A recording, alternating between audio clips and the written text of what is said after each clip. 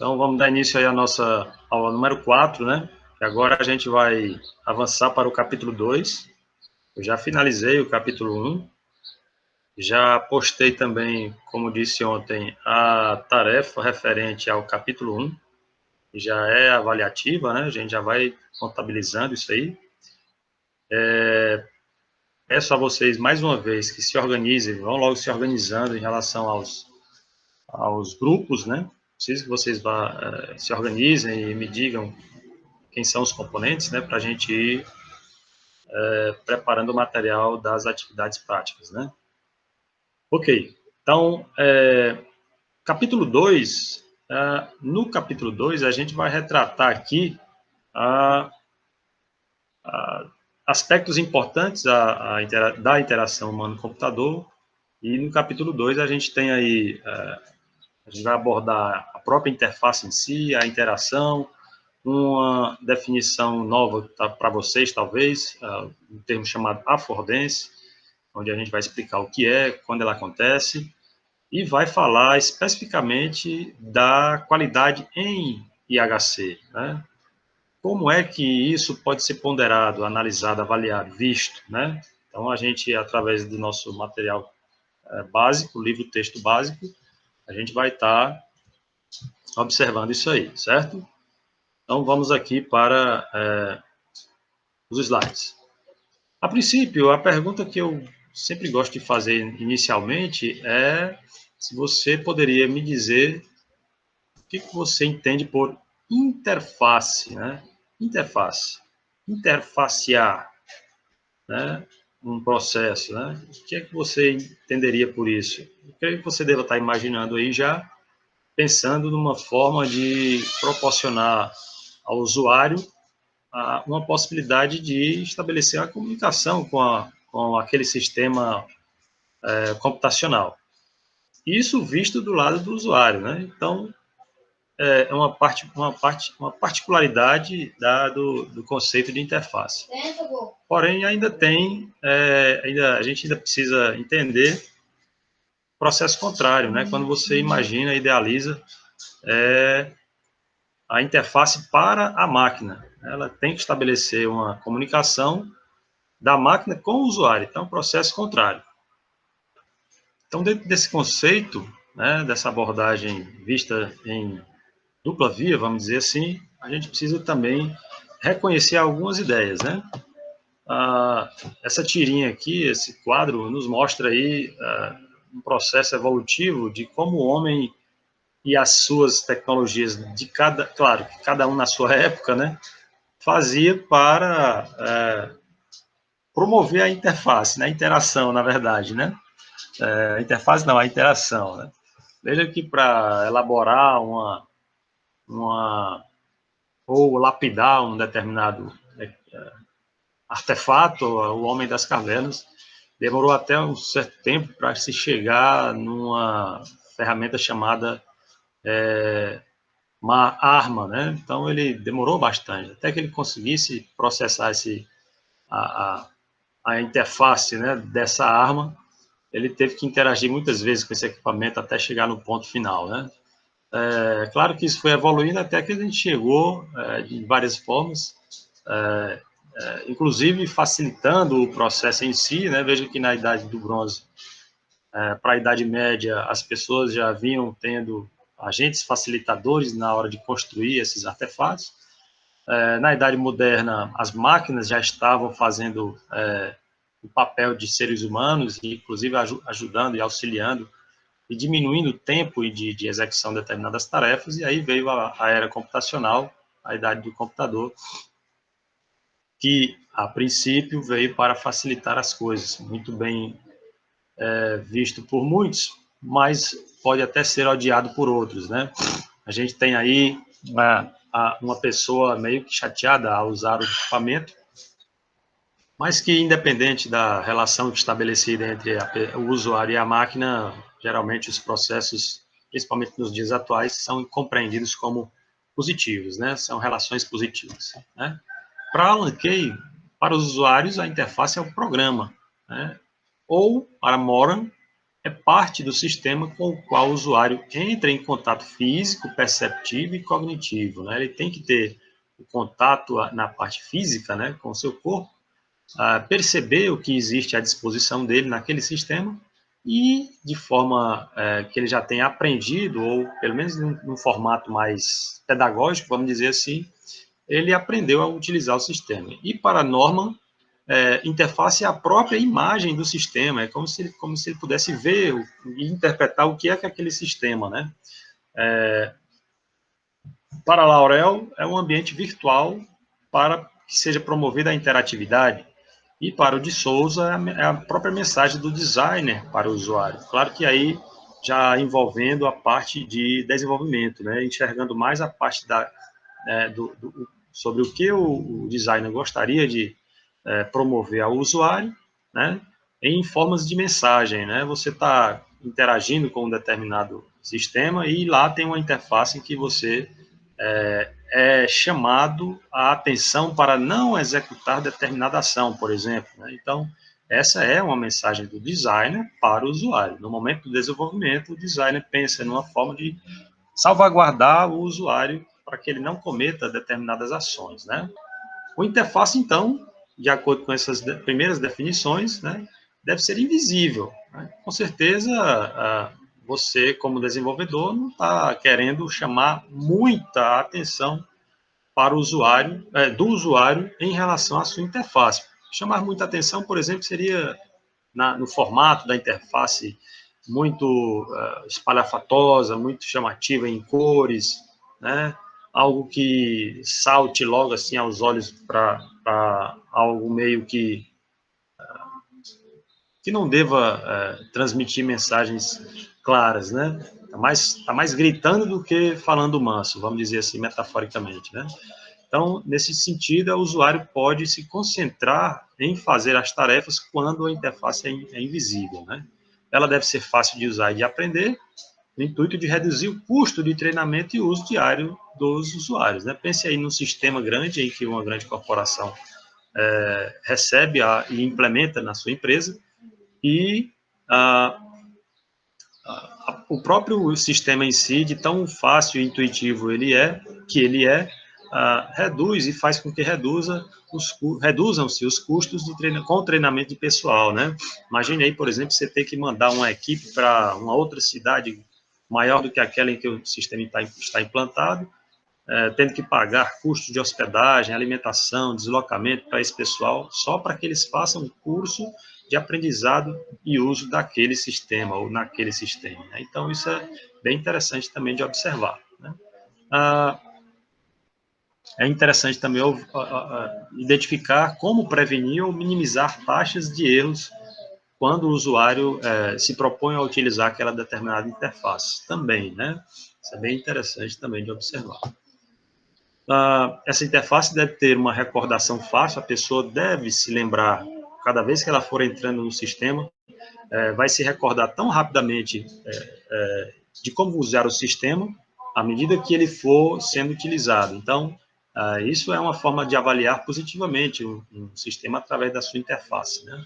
E também ser atrativa, claro, né? A pessoa deve se sentir atraída por usar aquele, no bom sentido, claro, aquele sistema a ponto de realizar a tarefa de forma mais cômoda, mais tranquila, né?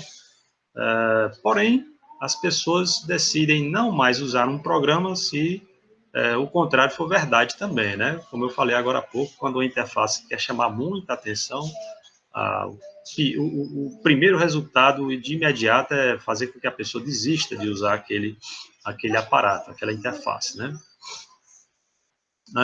O desenvolvimento da interface corresponde a um alto custo no desenvolvimento do sistema como um todo, se a gente for interpretar, né? Bom, falamos ainda da interface e o que é a interação, no sentido bem explícito, é a capacidade do sistema em dar respostas ao usuário, quer seja ele no padrão que for, né, a pessoa que for, né? Ao mesmo tempo, envolve a capacidade do usuário em comunicar-se ou estabelecer uma comunicação com o próprio sistema. Quanto mais o usuário tiver uma maior capacidade de se comunicar com o sistema, mais avaliado positivamente o sistema será, aquela interface será. Então, se isso for verdade, aquela interação também recebe um valor bem positivo, né? Fazendo um bate-bola aqui entre os dois termos, né? A interface é aquilo que interliga dois sistemas, né? É também um software e hardware para comunicação entre usuário e sistema, né? Não é verdade? A interface na verdade, por trás dela são softwares que são criados e escritos, né? Para que aquela interface seja gerada, né? Mas por trás daquele software também tem um hardware que é ativado ou que ativa determinados circuitos lógicos para que aquilo ocorra, né? E, ao mesmo tempo, a interação é um processo de comunicação entre o usuário e o sistema, né? E o sistema e o usuário, né? Essa dupla via aí. É um processo também que engloba as ações dos usuários no sistema e as interpretações dos resultados alcançados, né? Então, esses dois termos, é bom que se tenha exatamente e claramente uma boa definição dos dois, né? Ou entre os dois. Então, eu já mostrei em algum momento anterior o exemplo desse equipamento chamado TK90X, que antigamente, lá na década de 80, quando ele foi lançado, funcionava através da linguagem BASIC, né? Então, a interface para fazer a execução dos programas era através de escrita de programas única e exclusivamente. Você não tinha ícones e muito menos mouse para procurar uma determinada funcionalidade e fazer com que ela fosse executada. Não era assim simples como é hoje, né? O cara tinha que ter sangue no olho e digitar linha por linha os códigos que eram necessários para executar determinados programas. Então, a interação ocorria dessa maneira e, portanto, a interface não era tão simples assim, não era tão facilitadora como é nos dias atuais, né? Claro que com a evolução, os computadores começaram a melhorar as suas interfaces, né? Veja aí que agora a gente tem aí um TK2000, né? A evolução do TK90X, mas que continuava rodando interligado a televisores e com fitas cassetes gravando os programas, né? Então, a única diferença era o poder de processamento que tinha aumentado, a própria interface em si também já tinha melhorado, já com algumas interfaces gráficas coloridas também, né? Então, isso era um avanço, foi um avanço, né? Porém, nem tudo também no começo a gente não tinha interfaces coloridas. Claro que as interfaces promovidas na década de 80, já no comecinho dela, né? Essa máquina aí chamada Xerox Star, já tinha muito do que existe hoje, né? Veja na representação gráfica aqui ao lado, né? Que a forma de organizar o computador praticamente é a mesma do que a gente existe, do que a gente tem hoje, né? Você está vendo aqui uma organização por pastas, né? Alguns arquivos que eram aplicados aqui, por exemplo, com determinadas funcionalidades específicas, inclusive a calculadora, né? Que já era um item do próprio computador, alguns textos já elaborados e impressos na tela, né? Então, isso era bem particular, porém, nos dias atuais continua sendo igual, né? Aqui também do lado, uma réplica da fotografia do lado, né? O grande momento aqui é que para fazer essa interação, uma outra interface surgiu aqui, né? Uma forma de interfacear a comunicação entre o usuário e o sistema foi o advento desse mouse, né, que você percebe aqui que não era um mouse tão, nem anatômico era, porém, ele já tinha os dois botõezinhos aí de acesso, botão esquerdo e botão direito, só não tinha o rolinhozinho, né, para fazer as telas se movimentarem mais facilmente. Né, mas já promovia uma forma de interagir diferenciada já, né? Muito bem, então, nessas interfaces gráficas, existia, então, aquela metáfora de desktop, promovendo uma compreensão ao usuário de que o seu computador era uma estação de trabalho, né? Então, nesse caso aqui, a gente tinha aqui várias formas de enxergar e fazer com que os programas fossem executados, né?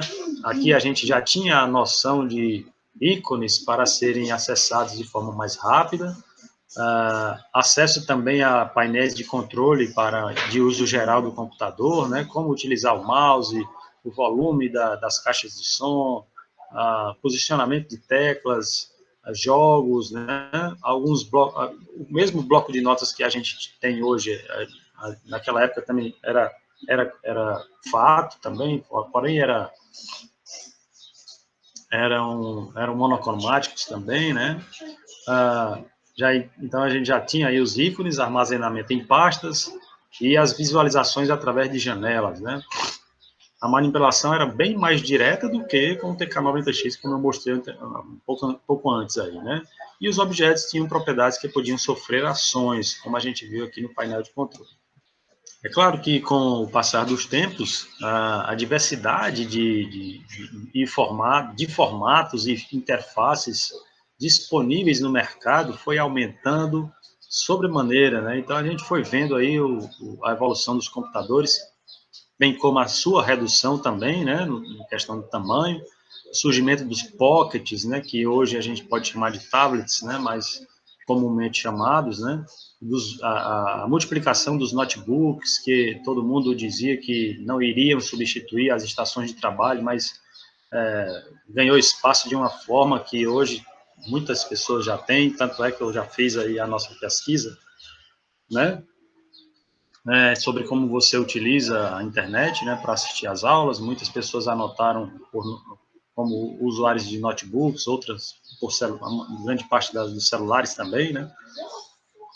De forma tal que cada uma dessas formas interativas, né, proporciona uma interface, um formato de interface provavelmente diferente, né? Claro que muitas têm o seu mousepad, né?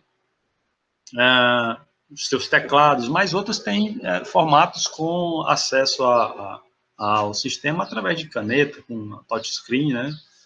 Então, touchscreen, entre aspas, porque tinha que ser com caneta, não é? Bem pouco tempo depois isso foi modificando e passou a ser acessado apenas com o toque do dedo mesmo, né? Selecionando, arrastando, usando teclado virtual, com menus em formatos hierárquicos, né? Com simples formas de manipular o seu sistema e de forma direta também, né? A presença de botões, de um botão único para retorno à tela principal, né? Que é o Home, né? A computação evoluiu bastante, tanto é que o poder das mãos na computação, né? Foi se estabelecendo cada vez mais. A gente tem visto aí várias formas de interagir com sistemas touchscreen, não só com um dedo, mas com o posicionamento de mais de um dedo, por exemplo, e o movimentar-se desses dedos também, né? E às vezes até nem a necessidade de tocar é uma forma também de você manipular, né? Porque você também pode simplesmente aproximar a sua mão do seu celular e ele para o que estiver fazendo, para o áudio do WhatsApp, fecha a tela, né? Então, outros formatos de interação com os sistemas já surgiram também, né? A forma de trabalhar também com os homewares, cuidado para não achar que é o professor homeware, né? É homeware, e aí você tem aí salas em que as pessoas se deleitam, né, no seu teletrabalho, no seu trabalho presencial com formatos cada vez mais digitais de trabalhar, né? Com acessos manipulados por dedos, por touchscreen, toques com canetas e tudo mais, né? Agindo com a preocupação de facilitar e agilizar o trabalho, né? A presença cada vez mais forte da realidade aumentada e imersiva, né, dos computadores, né? A gente está vendo aí uma combinação de imagens captadas nesse papel aí por uma câmera centralizada aí nesse tablet, em que o sistema operacional e o aplicativo que está instalado nesse tablet sintetiza aquela imagem localizada no papel e transforma computacionalmente numa imagem tridimensional, né? Portanto, é uma planta de um grande condomínio aí, né? Espelhada aquele código que está lá planificado naquele papel, né? Então, é um negócio bem fabuloso e que as pessoas hoje em dia utilizam aí para apresentar documentos, apresentar relatórios, apresentar propostas, engenheiros, arquitetos e telemedicina, médicos à distância e tudo mais, né? Então, é uma realidade bem interessante. Como também na própria questão de uso por parte da indústria, né, em que o funcionário pode ter acesso a um determinado equipamento e sem mesmo estar com o equipamento ali, apenas de forma virtual. Então, a gente tem aqui alguém fazendo uso de um óculos FPV para, entre aspas, enxergar, né, porque é virtualmente, né, mas ele está enxergando mesmo todo o formato tridimensional daquela peça em que ele quer manipular, né? Então, é fantástico você poder imergir nessa tecnologia, né? Portanto, daí o termo imersivo, né? Há também outras formas, como, por exemplo, as propostas dos drones, né, em que aqui a gente tem a tela de um tablet, ou pode ser também de um celular, que é acoplado num controle para fazer a pilotagem, para você pilotar um drone. Então, olha só como é que funciona a interface aí do, para manipular esse drone. Você pode gravar, né? Você pode tirar foto, você pode marcar um ponto, você pode modificar as configurações do seu drone em tempo de voo ou não, né? Ele marca aqui se ele está em voo ou não. Nesse caso aqui, ele fez uma gravação em voo exatamente, né? A altitude, a distância em relação ao controle.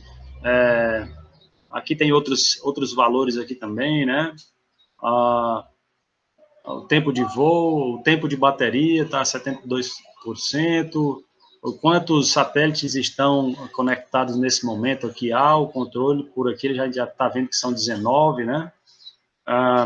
A velocidade, provavelmente, do vento aqui, deve estar bem paradinho aqui, sei lá, nos Estados Unidos, muito provavelmente, e o cara está fazendo uso aí de um controle como esse, né? Ele tem aí a visão dele através de um tablet acoplado a um controle, e a marca desse drone é uma marca chinesa chamada Xiaomi, que vocês conhecem muito bem por celulares. Se alguém quiser dar uma olhada no vídeo, que ele compara aí esse equipamento a um outro da DJI, que é uma das melhores fábricas de drones do mundo, né?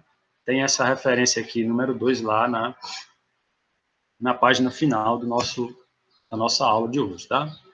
Bom, então, a gente tem visto aí que em várias formas de interpretar ou de entender, compreender o que é a interface e a interação, mas a gente precisa também entender os sentidos que essa interação ocorre. A gente já vem falando isso há algum tempo, e você já percebeu que a interação ocorre porque tem um usuário interessado em manipular o sistema, e o sistema tem interesse e proporciona de forma interessada também ao usuário a capacidade do usuário perceber como utilizá-lo, como acessá-lo, né, o sistema. Porém, a gente também pode fazer uso, pode compreender a interação como sendo de usuário para usuário também, né? A gente está vendo que um sistema pode fazer essa promoção, essa conexão entre dois usuários, utilizando um sistema para fazer a própria interação ocorrer. Então, nesse caso, eu suprimiria o sistema da interação e diria eu não colocaria o sistema como uma das pontas, mas como um meio, né, da interação ocorrer. Portanto, tudo isso é bem factível, né? Bom, então, o design de HC, a pessoa que vai construir o designer, e o que ele elaborar será o design, né? Como ele vai fazer é o design, a forma. Então, esse design de HC deve considerar que um sistema deve estar adequado aos seus usuários, claro, né? Você deve imaginar, quando você for desenvolver essa interface, criar essa interface, quem vai estar na outra ponta lá, né? Então, a sua comunicação como designer deve ser bem e melhor possível elaborada para que essa comunicação ocorra de forma satisfatória, tranquila, compreensível, sem atropelos, né? Então, adequar-se, o seu sistema adequar-se aos usuários é muito mais do que uma obrigação, né? É uma grande responsabilidade. Imagine você criar um certo sistema em que sua interface vai ser direcionada a pessoas com, não perda total de visão, mas com deficiência visual, né? Então, você deve também se preocupar em como aquela pessoa poderá enxergar as suas telas, né? Então, isso é bem, por exemplo, fazendo um fator natural, seria reduzir a quantidade de luz, né? Deixar um pouco mais escuro, talvez, né? Então, essas coisas devem ser pensadas. Então, ele deve também considerar o design que vai ser elaborado, como os sistemas podem ser utilizados por uma grande diversidade de usuários. Imagine também que seu sistema não vai ser só para deficientes visuais, vai ser para qualquer tipo de pessoa.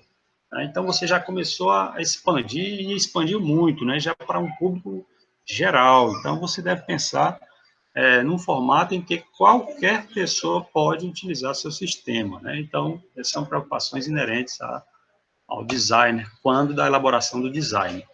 Né? Imagine aí, por exemplo, um sistema corporativo como é o CIGAR, que envolve grandes sistemas de controle no campo acadêmico, né? Foi elaborado pela UFRN, né, Federal de Natal, e traz aí vários sistemas de apoio, né? Como sistema de matrícula online, registro de falta, notas, programa do curso, fóruns, enquetes. A gente tem usado bastante esses recursos aqui, né? Distribuição de material de curso, plano de aula, é tanta coisa aqui a gente pode fazer o CIGAR, entre aspas, cansar-se, né?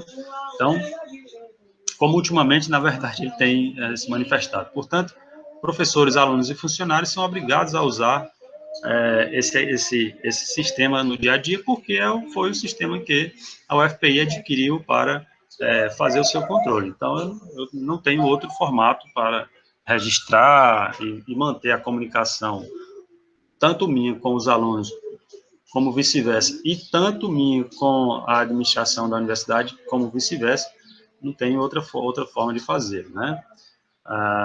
Principalmente nos dias atuais que a gente tem feito muita aula remota, né? Então, professores e alunos são realmente obrigados, e já falei aqui sobre onde foi desenvolvido, só não falei que tinha sido desenvolvido por ex-alunos e estagiários da UFRN. Bom, mas tem dois termos aqui que eu queria promover para vocês, explicitar aqui para vocês, que são as interfaces UX ou UX e as interfaces UI, né? Ou UX ou UI design, né? A gente vai ver aí como é que as pessoas, os usuários, veem as interfaces disponíveis, né? Você está vendo essa tela aí e percebe que, intencionalmente, o autor promoveu uma divisão aqui na tela, e a gente, só de olhar, já imagina que um determinado público enxerga dessa forma aqui, como está sendo à esquerda, e um outro determinado público pode enxergar completamente diferente, me parece até que com uma clareza maior, né, do ambiente, por alguma razão. Então, vamos tentar identificar que termos são esses, que diferenças podem ser estabelecidas entre eles, né, entre essas interfaces, ou entre esses designs UX e UI, né? Bom, o termo UX significa um design User Experience, né? Então, são designs em que há uma relação que uma pessoa tem com um determinado produto ou serviço, né? Esse usuário tem interesse, comenta, pesquisa e até compra algo, né? Através da sua experiência, é um usuário experiente. Ou experiência, ou é a própria experiência do usuário. E o User Interface é tudo aquilo que é utilizado na interação do usuário com o próprio produto, né? Então, ela é intermediária, visual ou não, entre o homem e a máquina, né? Então, é a própria, é a essência da coisa, vamos dizer assim, né? Vamos agora começar a explicitar um a um, certo? No UX Designer, quem é esse profissional, né? Ele atua nas etapas em que o usuário interage com o produto ou serviço. Então, ele vai desenvolver uma plataforma, um design, uma interface em que a promoção do usuário para interagir com aquele produto, por exemplo, no momento de uma compra, ou na contratação de um serviço, por exemplo, também, é muito pontual, né? Então, ele precisa estabelecer, desenvolver um design bem apropriado para essa ação, né? Deve proporcionar, então, uma interação mais tranquila possível, claro, se ele quer convencer o usuário de comprar, adquirir tal produto, serviço, claro que ele vai precisar dessa criação e que essa criação seja a mais tranquila possível, né? Caso contrário, aí a pergunta, o que ocorrerá caso isso não aconteça? Com certeza, no mínimo, o usuário não vai ter interesse em comprar, né? Chegando até a possibilidade do usuário nem entrar na sua página, certo? Então, esse profissional tem um misto entre empatia, usabilidade, tecnologia e o bom senso do ser humano, obviamente, né? Então, todos esses termos aí devem ser inseridos no contexto do desenvolvimento e contando com a experiência do usuário, que é o designer UX, né? Quais são as possibilidades desse profissional? Onde são? Quais são as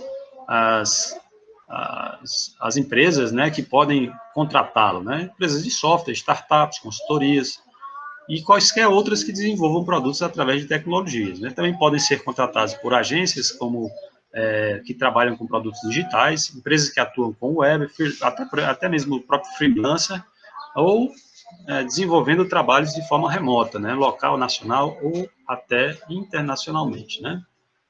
E quanto ao profissional que trabalha com a UI, com a User Interface, né? Então, nesse caso aqui, é o profissional que cria interfaces funcionais, né? Ele deve fornecer um uso intuitivo, fazendo com que a pessoa utilize, porque ele tem a certeza e a tranquilidade de que aquele próximo passo é o passo correto a ser tomado, né? Sem precisar ter dúvida nem medos, né? Não se preocupa apenas com telas bonitas, né? Não é essa a intenção. Na verdade, ele precisa mais usar da interação e do conhecimento sobre o que é interação e usabilidade, né? Para poder promover isso. E o detalhe é que nem toda a interface é visual, né? Porque, como a gente falou anteriormente, os designers precisam se preocupar também com a possibilidade de atender a um público maior, caso seja assim que ele queira, até promovendo o desenvolvimento de interfaces por voz, né? Por exemplo, alguém já viu, né, esses caixas eletrônicos?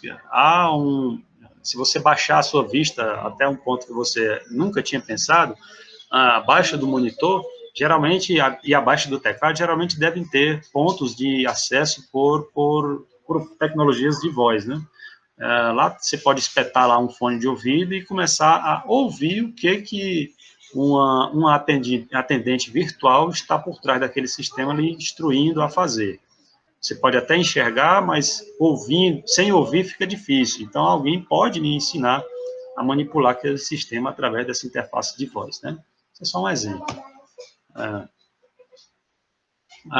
O profissional de UI, designer, né, pode trabalhar, por exemplo, em equipes de design, atuando na sua criação, em setores de tecnologia da informação de grandes corporações, no desenvolvimento de interfaces web ou mobile, e na prototipagem, né, com validação de conceitos e utilizando testes de usabilidade para adequar bem aquele produto para o serviço que ele quer se prestar, né. Pois bem, a gente promoveu aqui uma aula gravada no dia de hoje, mas eu já deixei também como atividade de exercício, como eu falei no começo, referente à aula anterior, um exercício para que você atue e me entregue, né, até o dia 11 de abril, certo? Então, por favor, não deixe de fazê-lo, porque ele é avaliativo, ok? Então, com isso, gente, eu me despeço, deixo a vocês um abraço, fiquem em casa, se protejam. Até a próxima semana, tá ok? Um abraço.